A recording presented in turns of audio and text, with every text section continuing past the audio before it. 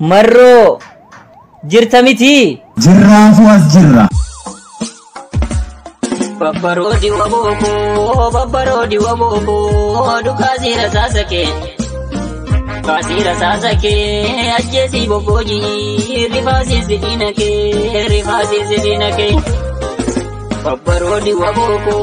Babbarodi waboko dukazira sasake kasira sasake ajesi boboji rifasi zidinake Wabon sanyi gotati bar sanyi bakarware wabon sanyi gotati bar sanyi ta debirro wabon sanyi gotati bar sanyi ta debirro dina isa zodada tazuma ijaniru daga yalamiko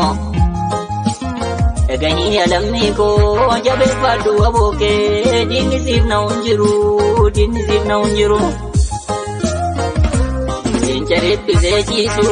Lenjari pisejisu, sare sete agade. Lenjari pisejisu, sare sete agade. Kartam se zinyate ka, gala ke kilash gode.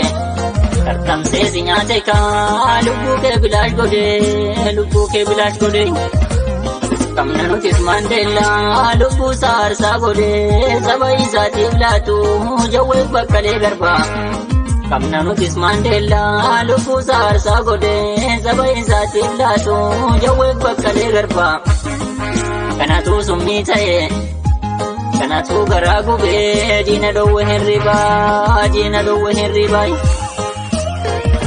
karro sabajitte jiru chakka bilate kamna jal marro kumsa kan sabab waregame kamna je undesa Kan sabab waregame kamna je undesa gurani zagalesa anu bayine madani gana baban halu gurani zagalesa anu bayine madani gana baban halu ayyube kumsisa dunya da madalu ayyube kumsisa dunya da madalu arkala bajalati galabatana chalu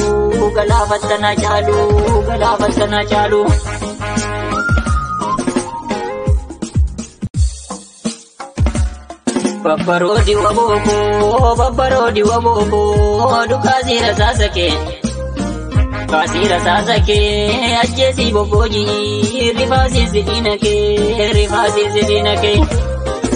Babbarodi waboko dukazira sasake kasira sasake ajesi boboji rifasi zidinake Wabon sanyi gotati bar sanyi bakarware wabon sanyi gotati bar sanyi ta debirro wabon sanyi gotati bar sanyi ta debirro dina isa zodada tazuma ijaniru daga yalamiko jabe fadu waboke dini sivna unjiru Lenjari pisejisu, sare sete agade. Lenjari pisejisu, sare sete agade. Kartam se zinyate ka, gala ke kilash gode. Kartam se zinyate ka, lubu ke bilash gode. Kamnanu tis Mandela, lubu sarsa gode. Sabai sati blatu, jawe bakkale garba. Kamnanu tis Mandela lubu sarsa gode sabai sati blatu jawe bakkale garba kana tu summi taye kana tu garagu be dina do henriba